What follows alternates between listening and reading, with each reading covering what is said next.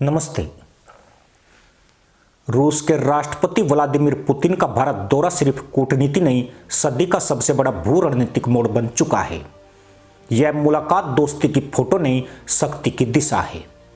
भारत और रूस के बीच उभरते समझौते, ऊर्जा सुरक्षा कॉरिडोर, डिफेंस टेक्नोलॉजी, हाइपरसोनिक संभावनाएं और अंतरिक्ष सहयोग, ये सब मिलकर दक्षिण एशिया का पावर मैप फिर से लिख रहे हैं। सबसे ज्यादा झटका जिसे लगा है वह पाकिस्तान है, क्योंकि पहली बार दक्षिण एशिया का बैलेंस भारत के हाथ में, मोहरे रूस के और खेल का बोर्ड पूरी दुनिया के सामने है। भारत और रूस का रिश्ता कोई नया नहीं।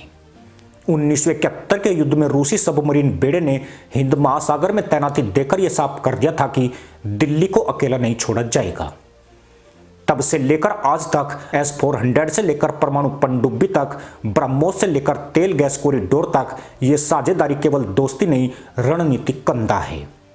और यही कंधा आज पाकिस्तान की गर्दन तक हवा पहुंचा रहा है। पुतिन का इस बार का दौरा शांत नहीं, यह भू राजनीतिक शोर है। यह ऐसा शोर है जिसे समझने के लिए आंख नहीं, सूझबूझ चाहिए। और पाकिस्तान के पास आज दोनों की भारी कमी है। पुतिन दिल्ली आए और पहली तस्वीर ही विश्व राजनीति का पोस्टर बन गई। भारत के प्रधानमंत्री और रूसी राष्ट्रपति एक दूसरे के सामने मुस्कुराते, बातचीत में सहज, कोई झिझक नहीं, कोई दूरी नहीं। यह वह दृश्य था जिसकी हर पिक्सल में पाकिस्तान की परेशानियां छुपी थी, क्योंकि इस समय रूस के हाथ में सैन्य शक्ति, ऊर्जा भंडार और वैश्विक प्रभाव है, और भारत के हाथ में जनशक्ति, तकनीक, बाजार और कूटनीति की पकड़। ये दोनों जब हाथ मिलाते हैं तो दक्षिण एशिया का नक्शा कांपता है और पाकिस्तान का दिल। कल से आपके डेलीगेशन के लोग अनेक मीटिंगों में व्यस्त रहे हैं और बहुत सारे आउटकम के साथ आज हमारी ये समिट आगे बढ़ रही है। भारत न्यूट्रल नहीं है, भारत का पक्ष है और वो पक्ष शांति का है। हम शांति के हर प्रयासों का समर्थन करते हैं और हम शांति के हर प्रयासों के साथ कंधे से कंधा मिला करके खड़े हैं। रूस भारत रक्षा व्यापार पहले से ही 60 से अधिक वर्षों का है, पर अब खेल पूरी तरह बदला है। ब्रह्मोस मिसाइल, जिसे दुनिया की सबसे तेज सुपरसोनिक क्रूज मिसाइल कहा जाता है, रेंज 450 से 600 किलोमीटर तक और स्पीड मैक 2.8 से पार। यह वही मिसाइल है जिसका एक वर्जन फिलीपींस में जा चुका है, और अगर भारत रूस मिलकर एशिया पैसिफिक में इसे कई देशों को सप्लाई करने लगे तो सोचिए शक्ति संतुलन किन हाथों में जाएगा। पाकिस्तान की आर्मी ये बखूबी समझती है कि भारत के पास पहली परमाणु पनडुब्बी INS अरिहंत है, और रूस तकनीकी सहयोग बढ़ाता है तो नौसेना का फलक पाकिस्तान को समुद्र में अंधा बना देगा। यही डर जन्म लेता है, यही घबराहट बढ़ती है, यही इस्लामाबाद की नींद टूटती है। पाकिस्तान के लिए सबसे बड़ा खतरा यह नहीं है कि भारत और रूस बात कर रहे हैं, खतरा यह है कि वे अब साथ खड़े हैं, और इस बार अमेरिका की नाराजगी की परवाह किए बिना। दुनिया जानती है कि वाशिंगटन की सामरिक चालें पाकिस्तान को महत्व देती है, केवल तब जब इस्लामाबाद उपयोगी हो। आज अमेरिका इंडो पैसिफिक में चीन को घेरने के लिए भारत पर ज्यादा झुका हुआ है। रूस यूक्रेन युद्ध में अलग थलग, लेकिन ऊर्जा बाजार और रक्षा सहयोग के कारण अब भी महाशक्ति। ऐसे में भारत दोनों ध्रुवों के बीच एक पुल जैसा है। यहीं से डर शुरू होता है। इस्लामाबाद सोच रहा है अगर भारत रूस से सस्ते दामों पर तेल ले और उससे बचा 1.6 अरब डॉलर आउटफ्लो भारत के रक्षा बजट में लग जाए तो पाकिस्तान, जिसकी GDP ग्रोथ 1% से भी नीचे, महंगाई 30% के आसपास, डॉलर रिजर्व 2 महीने के इंपोर्ट से कम, क्या वह इस रफ्तार का मुकाबला कर पाएगा?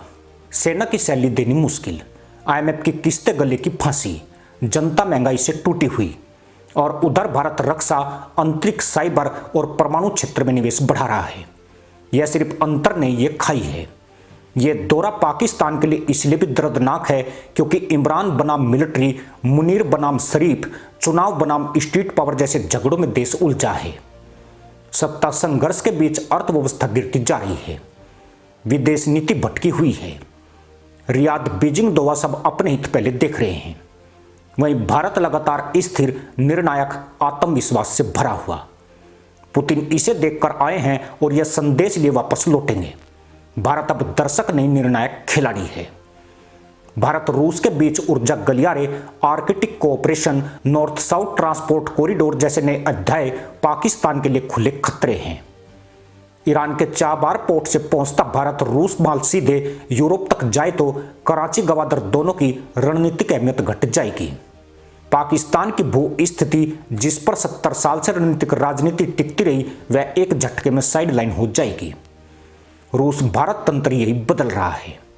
और देखिए पाकिस्तान की असल परेशानी।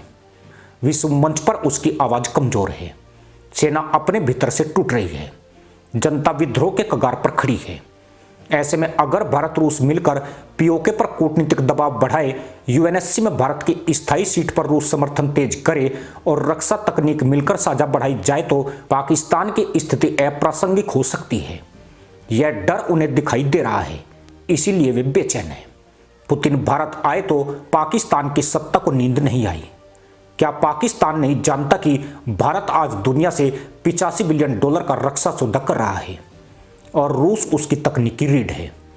क्या उन्हें पता नहीं कि भारत का रक्षा बजट साल दर साल बढ़कर $72 अरब पार कर चुका है, जबकि पाकिस्तान 10 अरब तक भी खींचने में हाँप रहा है? क्या यह तुलना खुद ब खुद इस्लामाबाद का चेहरा पीला नहीं कर देती? भारत के लिए यह दौरा भविष्य की वह तस्वीर है जिसमें drone defence, hypersonic missile, nuclear submarine, ऊर्जा सुरक्षा, स्पेस डिफेंस सब शामिल हैं। पाकिस्तान के लिए यह तूफान है जिसकी आहट अभी ही दीवारें हिलाने लगी है। उनकी चिंता इसलिए नहीं कि रूस भारत से मिल रहा है, बल्कि इसलिए कि रूस पाकिस्तान नहीं चाहता, भारत चाहता है। विश्व राजनीति में चुनाव महत्व रखते हैं और पाकिस्तान अब विकल्प नहीं, बैकअप प्लान भी नहीं। आज इस दौरे ने तय कर दिया है कि भारत अपने समय में है। भारत वह राष्ट्र है जिसके साथ रूस खड़ा है, अमेरिका साथ चाहता है और यूरोप सुन रहा है।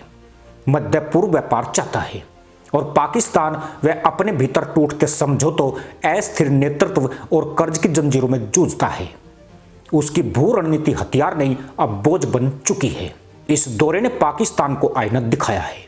भारत आगे निकल चुका है और इतिहास गवाह है, जो राष्ट्र समय को पकड़ लेता है उसे कोई रोक नहीं पाता।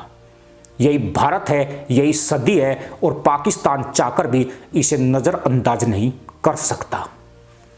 इसी के साथ अनुमति दोस्तों, जय हिंद, वंदे मातरम।